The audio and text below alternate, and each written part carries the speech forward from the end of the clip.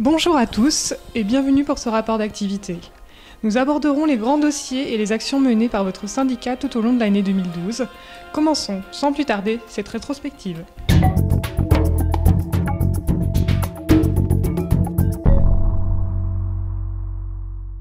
L'année a été marquée par les problématiques environnementales.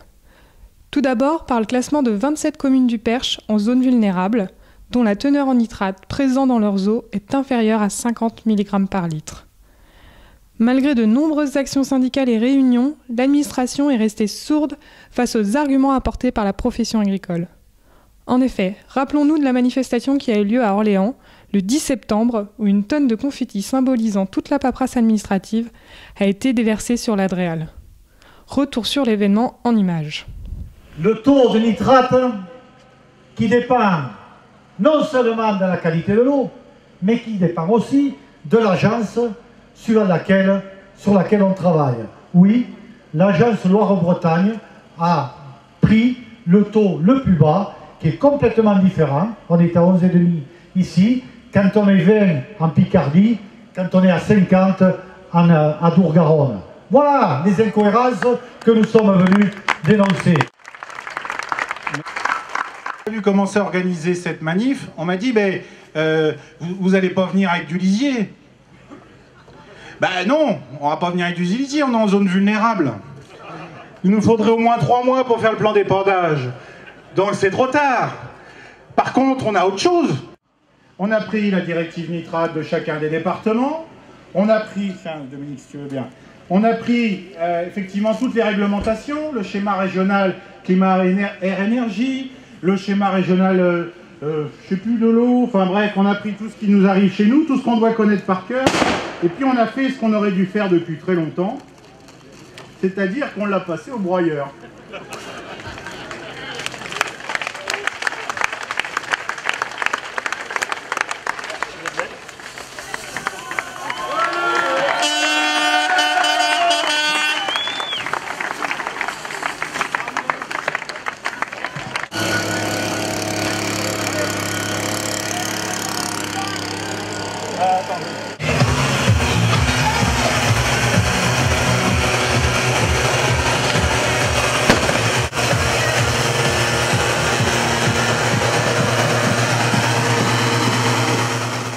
Puis pour aller plus loin, les conseillers régionaux ont reçu un courrier avec quelques confettis rescapés de la manifestation de la part de la FDSEA pour les alerter de la situation. Le Conseil général a d'ailleurs été consulté et a voté dans le sens des agriculteurs. Une pétition nationale a été lancée en fin d'année pour dénoncer le monstre administratif et forcer l'administration à revoir sa copie sur le classement des communes en zone vulnérable et le 5e programme de la directive nitrate. Plus de 25 000 signatures ont été recueillies. Celles de l'Eure-et-Loire ont été remises en main propre au préfet le 16 janvier dernier. Puis l'Eure-et-Loire a fait partie des départements qui ont déposé un recours auprès du tribunal administratif d'Orléans le 22 février dernier.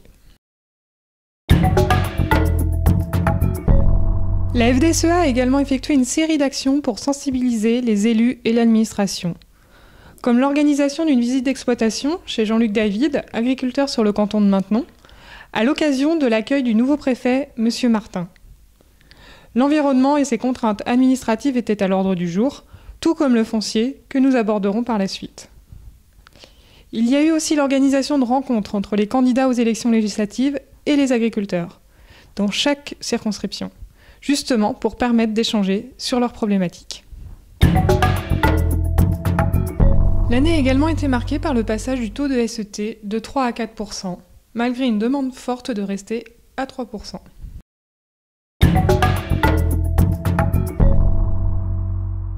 La FDSEA s'est battue pour que les périmètres des 13 bacs Grenelle de l'Eure-et-Loire ne soient pas classés en zone soumise à contraintes environnementales. Un plan d'action est d'ailleurs actuellement en cours de négociation avec la DTT.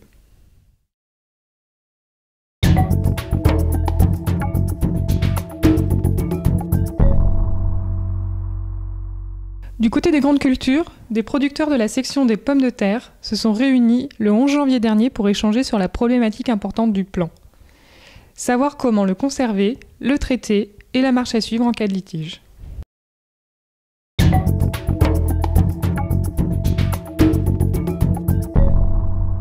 Pour Pour l'élevage, l'année a été riche en actions syndicales. Tout d'abord, pour les éleveurs laitiers, avec une mobilisation le 19 mars devant la Tour Montparnasse, où près de 200 d'entre eux se sont regroupés pour protester contre Lactalis, qui refusait la négociation des contrats directement avec les représentants des producteurs. Point qui a fini par être accepté le 16 avril, et certaines clauses contractuelles ont donc pu être négociées. Des réunions entre producteurs ont ensuite été organisées pour présenter ces différentes clauses. L'OPLEL, l'Organisation des producteurs Lactalis d'Eure-et-Loir, a été créée en 2012. L'objectif pour les éleveurs euréliens est de se regrouper avec les départements essentiellement normands afin d'être reconnus et pesés dans les négociations avec Lactalis. Autre avancée cette année, un groupe de travail a rencontré la DDT afin d'étudier les demandes de quotas laitiers avant leur instruction en région. Du côté de la filière avicole, l'année a surtout été marquée par la liquidation de l'activité frais du groupe Doux. Pour dénoncer cette situation et surtout soutenir les éleveurs de la région, une manifestation a été organisée le 28 août devant l'abattoir de Blancafort, dans le département du Cher. 7 éleveurs sur les 8 concernés en Eure-et-Loir ont été suivis par la FDSEA, ce qui leur ont permis la reconnaissance en créanciers privilégiés et le règlement de 36% de leur arriéré fin novembre. Mais la mobilisation continue et mi-février 2013, une délégation a été reçue par l'administration judiciaire à Quimper pour passer ce règlement de 36 à 50% dans les plus brefs délais. Autre fait marquant de l'année, c'est d'un côté la hausse importante des coûts de production dans toute la filière et de l'autre la non-revalorisation des prix d'achat des produits issus de l'élevage par la grande distribution. Il faut savoir que l'accord du 3 mai 2011 prévoit le déclenchement des négociations commerciales quand certains indicateurs sont dans le rouge. Et donc, face au non-respect de cet accord, la FDSEA d'Eure-et-Loir a inévitablement réagi à cette situation en adressant un courrier à l'ensemble des grandes et moyennes surfaces du département pour les sensibiliser. Seulement 4 enseignes ont pris la peine de leur répondre. Devant ce peu de considération, la FDSEA et les jeunes agriculteurs ont organisé plusieurs opérations paillage en ce début d'année sur le département. Il y a eu tout d'abord Leclerc à Margon, près de Nogent-le-Rotrou. Ensuite, c'était au tour de Lidl, Aldi, Super U et Intermarché à Brou. Puis le dernier, Carrefour à Chartres. Regardons ensemble ce reportage qui reprend l'opération paillage réalisée à Brou le 16 janvier dernier. Nous sommes à Brou en action. Nous avons renouvelé l'opération paillage des grandes surfaces. Nous sommes passés dans toutes les enseignes de la ville, Aldi, Intermarché, Super U. Suite à un courrier envoyé la semaine dernière après l'opération de Nogent-le-Rotrou, on a eu une fin de non-recevoir et aucune réponse de leur part. Donc aujourd'hui, à qui le tour ?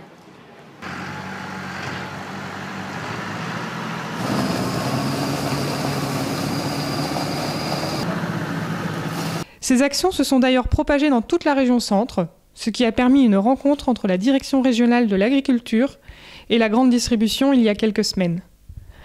À noter d'ailleurs que les enseignes Intermarché et Leclerc étaient absentes. Aujourd'hui, les pailleux sont toujours prêtes à sortir et la FDSEA d'Eure-et-Loir maintient la pression.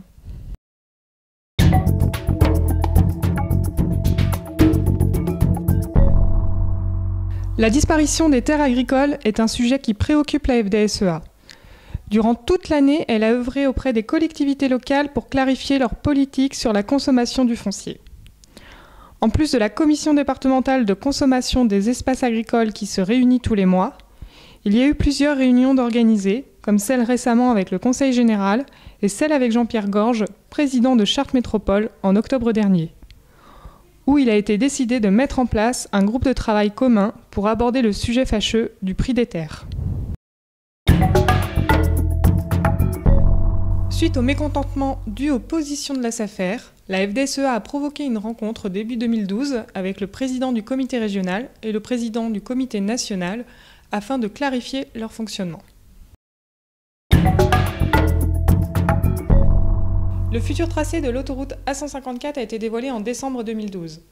La préservation du foncier agricole a motivé la tenue d'ateliers et des commissions communes FDSEA Chambre d'agriculture, ainsi que l'envoi de courriers aux élus, à l'ADREAL et aux préfets de région et de département. Pour les prochaines étapes, la FDSEA s'assurera que toutes les préoccupations des agriculteurs soient bien prises en compte dans l'aménagement foncier réalisé dans le cadre de ce projet. Réellement consciente des difficultés de circulation que rencontrent les agriculteurs à cause de certains aménagements sur le département, la FDSEA a édité une plaquette pédagogique à destination des mairies afin de les sensibiliser aux difficultés de circulation des engins agricoles et aux aménagements à privilégier. Un moyen de communiquer de manière positive sur une vraie problématique. Sur le sujet des dégâts de gibier, une commission régionale a eu lieu début 2012 pour débattre sur la gestion du sanglier et des espèces nuisibles, ainsi que leur classement. L'année a également été marquée par la réforme de l'indemnisation des dégâts de gibier, négociée au niveau national, ce qui a suscité de nombreux mécontentements. Aujourd'hui, la FDSEA se bat toujours sur le sujet avec la FNSEA pour améliorer ces nouvelles conditions.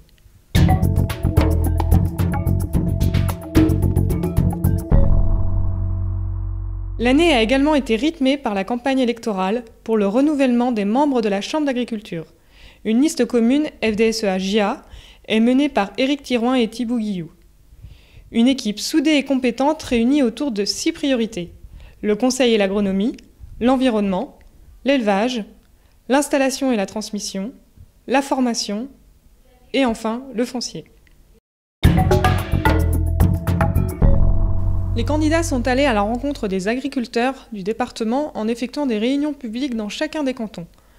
La campagne aura également été marquée par quelques événements comme des tournages vidéo, une conférence de presse et la visite de Jérémy De Serle, membre du bureau JA national, et Xavier Belin, président de la FNSEA, sur la commune de Luplanté, où nous regardons tout de suite quelques extraits de son discours.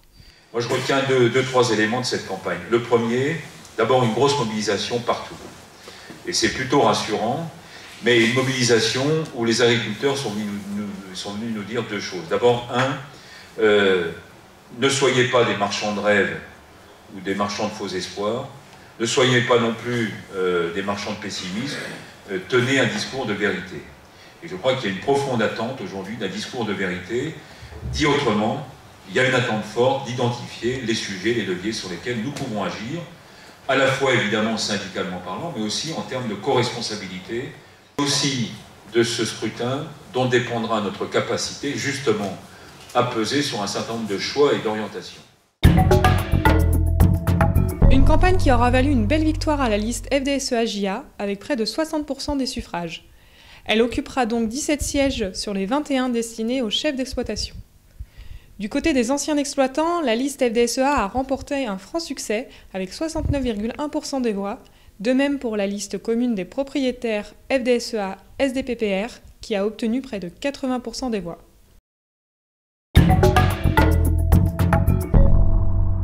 En plus du comice agricole organisé à Nogent-le-Rotrou et la fête de l'agriculture à Saint-Arnoux-des-Bois, d'autres opérations de communication ont marqué l'année. La Nuit Verte a eu lieu le 13 avril au Trocadéro à Paris. Il s'agissait d'une nuit pour voir l'agriculture sous un autre jour, une nuit pour échanger sur le thème de l'eau avec les Parisiens et communiquer sur l'agriculture de manière positive. Cet événement est coordonné par la FNSEA Nord-Bassin parisien, et pour préparer le stand de l'Eure-et-Loir, une équipe sous la houlette de Bertrand Petit a mis la main à la pâte pour être prêt pour l'ouverture de l'événement. Plusieurs animations étaient au programme, comme un agri-dating. Le principe, 5 minutes pour répondre aux questions des visiteurs. Ils ont également eu droit à la dégustation de produits Terre d'Eure-et-Loir, ainsi que l'exposition d'une maquette pédagogique pour expliquer le principe des retenues collinaires. Revivons ce bel événement en images. Aujourd'hui, on a essayé avec nos collègues des 11 autres départements du Nord-Bassin parisien, de faire une grande communication positive pour expliquer ce que l'agriculture apporte sur les thématiques de l'environnement. Et plus particulièrement cette année, le thème de l'eau. Alors on ne fait pas du speed dating pour que les hommes et les femmes se rencontrent, mais on fait de l'agri-dating pour que les agriculteurs et les Parisiens puissent se rencontrer. Et donc visiblement ça rencontre un grand succès. On voit que effectivement tous les Parisiens et ceux qui viennent d'ailleurs sont contents de pouvoir discuter un petit peu et poser toutes les questions agricoles.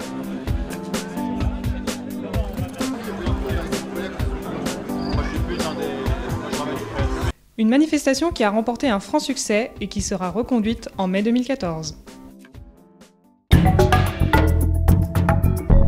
Souvenez-vous, Le 21 juillet, notre département accueillait le Tour de France avec l'étape contre-la-montre Bonneval-Chartres.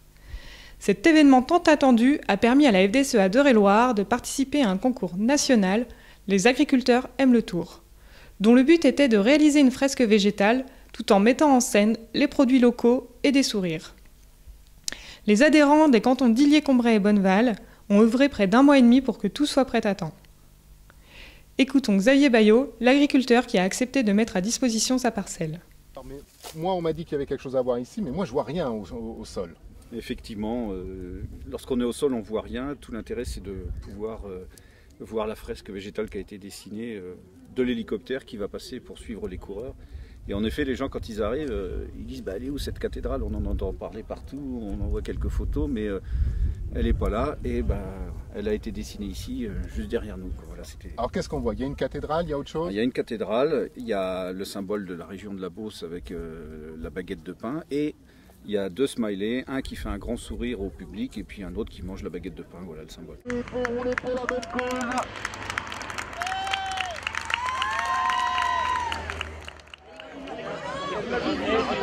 À quoi ça sert de faire tant d'efforts? Je pense que d'abord il y a un petit peu un challenge. L'équipe des agriculteurs du canton d'Illier et du canton de Bonneval ont relevé ce challenge-là qui est un petit peu technique. C'est une prouesse GPS parce que c'est vrai que sur le terrain on ne voit pas, hein, il faut vraiment être en l'air pour le voir. Et puis l'objectif c'est effectivement, on en a marre d'avoir des communications négatives et je pense que c'est à nous de relever les manches pour faire une communication positive. Et là c'était l'occasion rêvée, un contre-la-montre en Eure-et-Loir, c'est quand même pas tous les jours. Les résultats de ce concours ont été annoncés début décembre et l'Eure-et-Loir a remporté le 3e prix. Une délégation s'est rendue à la remise des prix le 28 février dernier qui a eu lieu au Salon de l'Agriculture. La communication, c'est aussi vers les écoles que la FDSEA l'oriente. En 2012, 16 agricultrices et agriculteurs d'Eure-et-Loir ont participé à l'opération Ferme ouverte.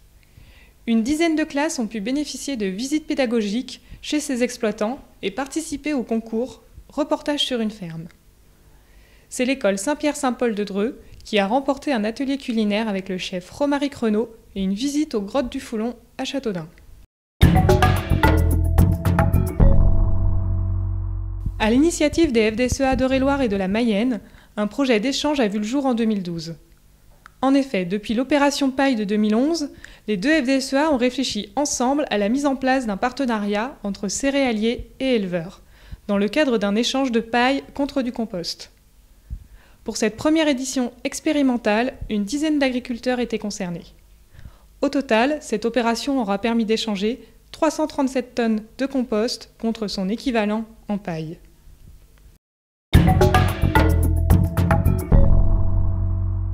En parallèle des actions syndicales, la FDSEA apporte des services à ses adhérents, comme les conseiller face à l'évolution permanente de la réglementation et les accompagner dans de nombreux domaines, comme par exemple sur la conditionnalité, les directives nitrates et bien évidemment pendant la période des déclarations PAC. En 2012, c'est plus de 420 exploitants reçus en rendez-vous lors de la permanence Télépac. Un accompagnement effectué par les animatrices pour permettre aux adhérents de réaliser leur dossier PAC en toute sérénité et de bénéficier de conseils personnalisés, techniques et réglementaires. La FDSEA est également présente auprès de ses adhérents en cas de contrôle pour leur assurer une bonne préparation et un suivi. En parallèle, elle intervient auprès des services concernés, comme l'Agence de services et de paiement, le SRAL et la Direction des services vétérinaires, pour que les contrôles se déroulent dans les meilleures conditions possibles. Dans le domaine juridique, 2 juristes sont toute l'année au service des adhérents pour répondre à leurs questions sur les baux ruraux, l'expropriation, les droits à paiement unique, l'aménagement foncier, l'éviction, les servitudes ou encore les cessations d'activité. Dans le but de réduire leurs charges et leur faire bénéficier de tarifs préférentiels, la FDSEA propose à ses adhérents des appels d'offres carburant à des dates précises tout au long de l'année. Sous l'entité etc., depuis début 2012, le service main-d'œuvre propose des prestations pour les employeurs de main-d'œuvre, comme la réalisation de bulletins de salaire, des déclarations MSA et la rédaction de contrats de travail. Il bénéficie également des conseils d'une juriste en matière de droit social et droit du travail. Côté syndical, une mobilisation nationale a réuni 400 employeurs le 5 novembre à Paris pour dénoncer la fin du dispositif d'exonération de charges patronales pour les saisonniers.